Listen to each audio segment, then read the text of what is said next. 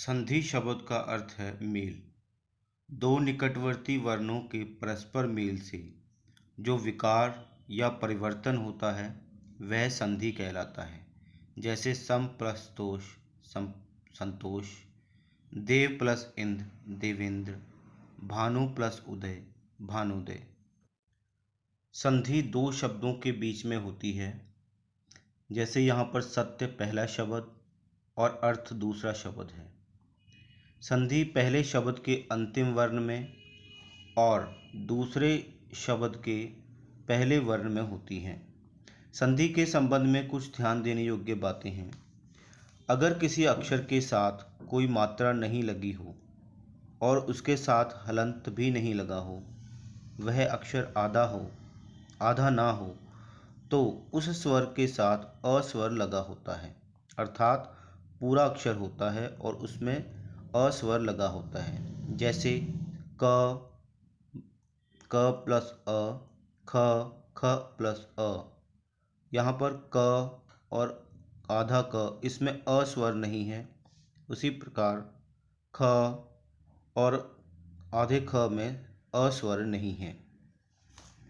इसके अतिरिक्त अगर कोई अक्षर के साथ कोई मात्रा लगी हो तो उस अक्षर के साथ वह स्वर ही लगा होता है। जैसे का, क प्लस आ, की, क प्लस ई, की, क प्लस ई। संधि तीन प्रकार की होती है: स्वर संधि, व्यंजन संधि और विसर्ग संधि। दो स्वरों के मेल होने से, उनमें परिवर्तन आने से, उनमें विकार होने से जो संधि होती है उसे स्वर संधि कहते हैं। जैसे विद्या प्लस आलय विद्यालय। स्वर संधि भी पांच प्रकार की होती है: दीर्घ संधि, गुण संधि, वृद्धि संधि, यण संधि और अयादि संधि। आइए देखते हैं दीर्घ संधि।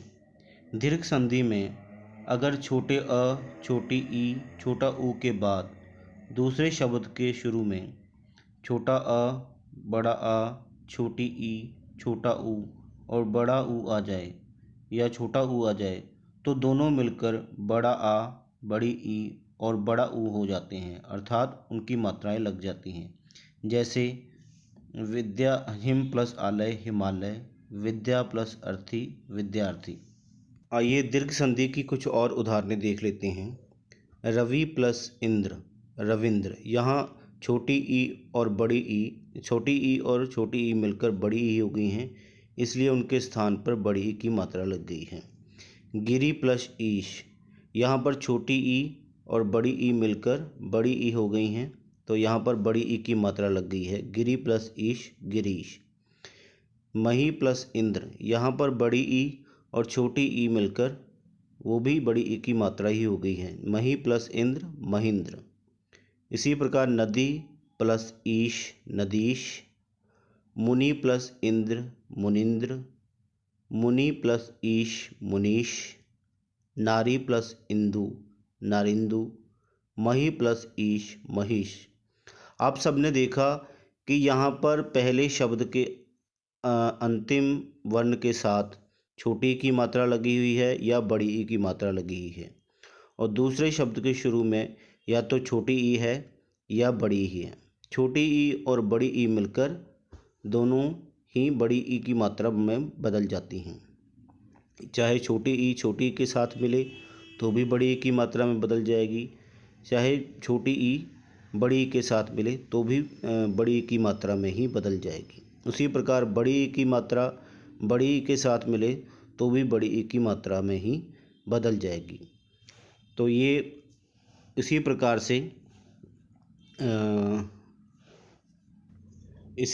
से पहले शब्द के अंतिम वर्ण के साथ छोटा ऊ या बड़ा ऊ और दूसरे शब्द के शुरू में छोटा ऊ या बड़ा ऊ आने पर छोटा ऊ और बड़ा ऊ या बड़ा ऊ या छोटा ऊ मिलकर दोनों ही बड़े ऊ की मात्रा में बदल जाते हैं। जैसे यहाँ पर है भानु प्लस उदय। यहाँ पर भानु में छोटे ऊ की मात्रा लगी है और दूसरे शब्द में शुरू में छोटा ऊ लगा है, तो दोनों मिलकर बड़े ऊ की मात्रा में बदल गए हैं, भानुदय।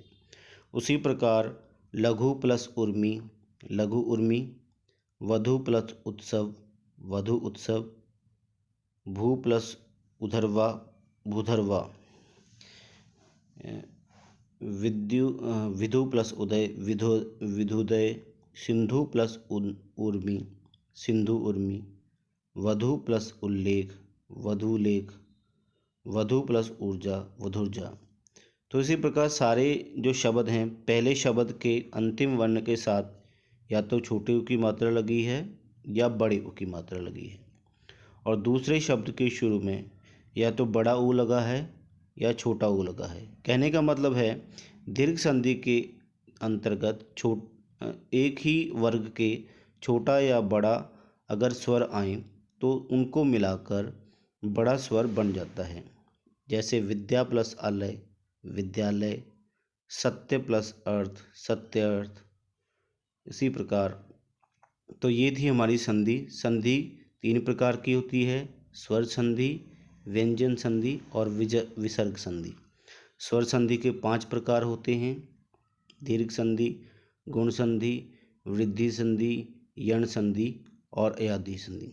उम्मीद है आपको संधि समझ आ गई होगी। ओके, धन्यवाद।